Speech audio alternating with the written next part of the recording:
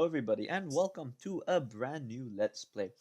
Now, completely messed up this one. One, the audio seemed to be like delayed, or like it was delayed compared to the video, and at the same time, the background music was actually too loud for when I played this game. So here we are. I'm doing the voiceover again as we come into this video. Cat Quest 2.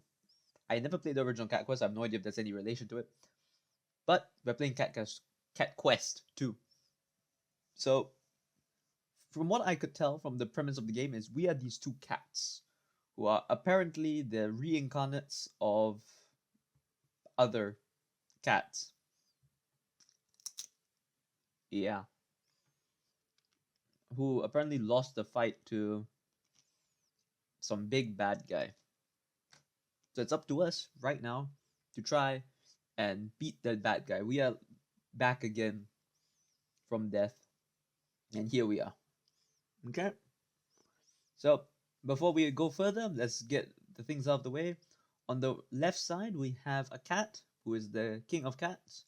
On the right side, we have the king of wolves or dogs. I think they call it dogs. Either way, that's who we are. Two kings, back at it again, here to beat some people up. So, let's see how long it takes for us to actually get through one, this chapter, two, to retake our throne and defeat the big baddie. Let's find out. Okay, so now that we finished the tutorial, let's get down to it. This is the King's Marker. This is fundamentally where we can track our progress in the game. So, I will come to each point, and as we unlock the different markers which show our progress, I'll be able to unlock more and more of the map. Not unlock the map. See, the map is always unlocked. What I'm doing is unlocking waypoints to different parts of the map, so different corners. That is our job.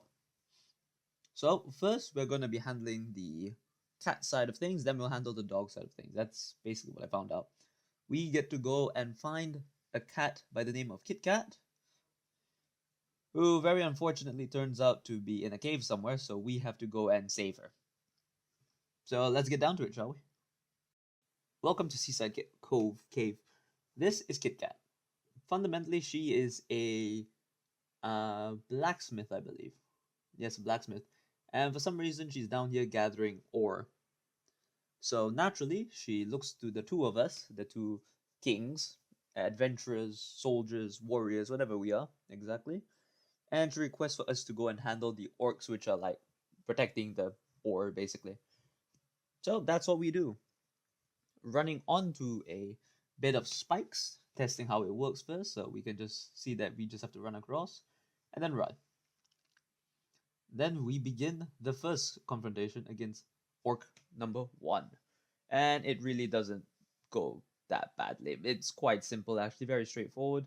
It's a very quick and easy, tumultuous time of defeating, and then for some reason I struggle to find the ore. But when I do, we collect it, we see where the rest of the ore is, protected by more orcs.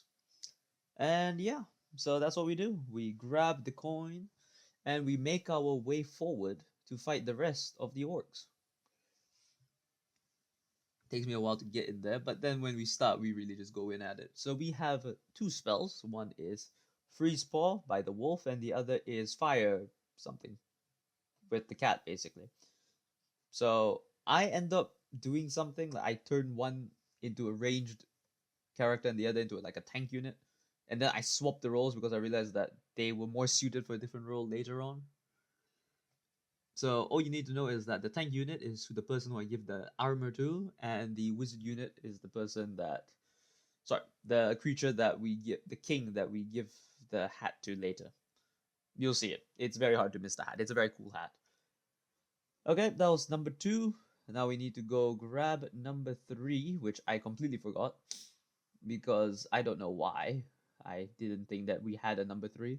But there's a number 3, so we have to go fight this guy again. If you guys don't know, in the tutorial, basically, this is a character that you can only defeat by putting onto the bit of spikes because it's resistant to any other form of thing. So we brought it onto the spike bid, killed it, and then go back and collect. The final chest, which is a vest, which we give to the wolf. And yeah, After that, we completed basically what we need, and we see that our good old friend, oh, what's her name? Kit Kat, has some problem with a tax collector. So, anyways, after we see all that, we agree that she is to become our main blacksmith, so the person we go to sort out all of our problems in terms of our armor and weapons, and that's what we do. We just take a quick preview on how to upgrade weapons and armor. It's quite easy, very straightforward, nothing too hard about it. And yeah, and we go on for the next part of the journey, which just so happens to be an attempt at fighting the current king. Welcome to the capital. Yes, very clever wordplay there. So this is the king who basically usurped us. Like after when we fought the original bad guy, we were defeated and we disappeared, vanished from the earth basically. Now we've come back. In our absence, this guy, massive guy, apparently took away our throne and has become the current king of the cats. Apparently the cats and the dogs are like at war with each other again. So yeah. So it's our job. We are here to an attempt to fight the king of cats. Just for the record, we are currently level 6, so I'm not really sure what the plan was, because you're about to see just how hard it actually is to fight these guys, because it was, in fact, a trap. Like, seriously, we fell for the oldest trick in the book. Oh, let's follow the guy, and hopefully nothing bad happens. And would you look at that? Something bad happens. So we fight these two jesters who are his seconds in command, I believe. And we fight them. And already we are struggling to actually do anything to these guys. They do so much damage. And the only time we actually do real damage to them is when we use our spells.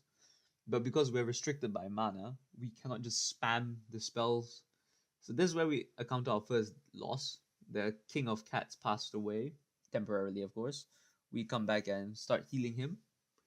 Then after we do, we move away and then finish off the jesters. Like, look how quickly we are nearly dead. We are nearly dead a second time. I have to transfer back to Cat King. And then and only then do we finally defeat these guys. They're very powerful. So after that, the king decided to step in and just watch how easily he defeats us. Well, not defeats us. How we can do no damage. Resist, resist, resist. We cannot even heal, so we're low on health and everything, and we cannot heal. And we can't do damage. So I tried everything. I thought that maybe there was a way around it, but nope. We just have to accept the loss. And then we were left here by the king. Yeah, he just left. He up and left, and we have to try to find a way back to the mainland. Right, okay, so we have to beat this guy, basically. It's taking a while, but we have to beat this guy to get back to the mainland. So we're gonna do that. King's Blood. Prove ourselves worthy, and we can get an ultimate weapon. Nice, nice, nice. Okay, let's begin. He has a shield, which is very unfortunate for me at the time, but look at how quickly we nearly die with one attack. So I swap out very quickly and get back and use our heal spell. And then go back to King Cat to do the damage and use Wolf to heal. Basically, that's what we've been doing. Cat damage, we heal. Just a lot of running around, really. Oof, yeah, a lot of running around. Trying to... See, we have to attack him when the shield is down. Like, that's when we can do the most damage. Then the shield comes back up and we do like one damage, and it's just annoying to deal with, really. So we just keep it up. Honestly, this fight goes on for a while. Like, a while. At the time, I also had our tank on a regiment, holding a weapon that basically decreased his health. So I'm not sure why I did that, considering I was going for a tank character there. But hey, that's what happens sometimes. So yeah, we continue wrapping this up. We're almost done, as you can see. It's not really hard fight, it's just annoying. Because like the character does a lot of damage in one hit and has a shield that is up most of the time, so it's pretty difficult to like do proper damage to him. But we defeat him. Happy days. We get a piece of the weapon of the King's Blade, a sigil. And we basically have to go bring that because we get to forge the King's Blade, which is the ultimate weapon, basically. So that's what we're gunning for. And we get the XP. We're level 7 now, which is what level we're meant to be when we were fighting the king. So yeah, we get out. We're happy days back on the mainland. We meet our good friend, and basically he realizes, or she realizes, it realizes that we have the King Sigil, and we have to go take it to Kit Kat because Kit Kat apparently, well, is a blacksmith, so Kit probably knows how to actually do it, you know. So that's awesome. We just level up a bit more along the way, like get experience along the way. Just kill some monsters here and there. Really just like keep doing things. So we're always doing something. Yeah. That's all. Then we walk over and we start the next part of the quest, which is talking to Kit about the King's Blade. Alright, so Kit Kat, hello. This is the King's Sigil. What can you say? Yes, impossible, I know, right? Uh-huh, would you look at that? Now, I got confused here for a second. I was like, wait, wasn't that centuries ago? Turns out, yes, it was centuries ago because Kit is actually extremely old. Kit was there when they forged the original King's Blade, which was a very long time ago. Like, a very, very long time ago. So now she is telling us that she can give it to us, but we're gonna need to prove ourselves first. So we follow her, naturally, because what else can we do at this point? We follow her through and through and through. We fight. We fight. We fight well. Mostly well. We make it here. Now we have to fight these squirrel things. And look what happens. Look how easily we are being destroyed right now. I didn't even realize how quickly we were dying. Like heal paw and everything. I was using any spell that I could, and we were still being completely destroyed. And I could not do anything. I tried to roll away, use the spell, hit and run. But you see, they also have range attacks, so it was all for nothing, really. So, and yeah, we basically, I tried to circle around to heal, attack at the same time, but we just get destroyed. So what do? Well, we spend some time, we level up ourselves. So now we're level 10. And when you suddenly become level 10 for some unknown reason, suddenly it all becomes so much easier. Like, we activated a new spell, Shield, which is great with heal because, like, one, with they can't do as much damage and we're still healing constantly. So, yeah. I also fixed the team dynamic, made the tank actually a tank, and turned us into actual mages. So, yeah.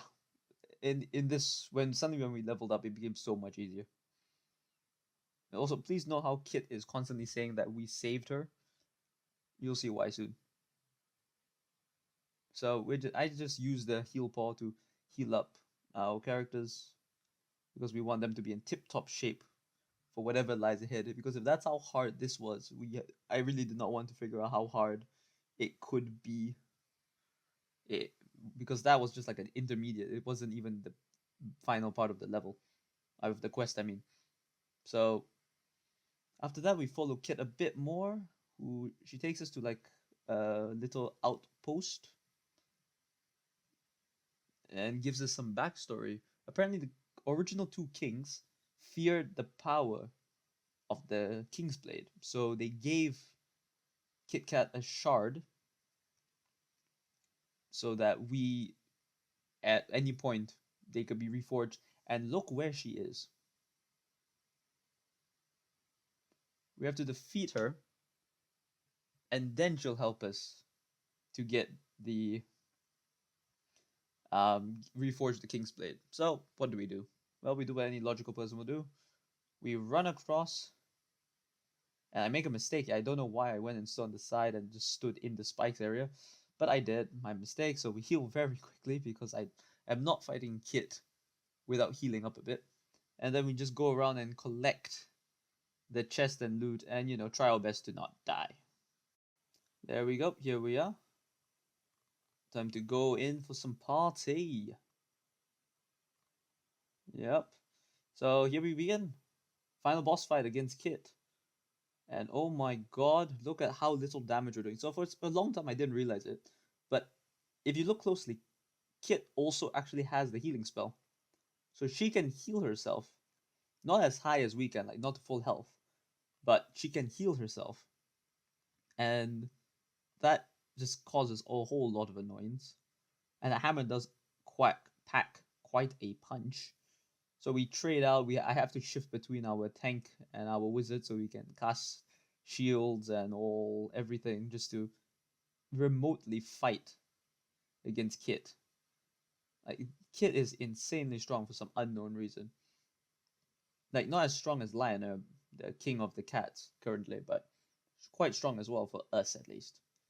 So yeah, look, she nearly killed us there, but we quickly put the shield on and then go back and try to finish her off.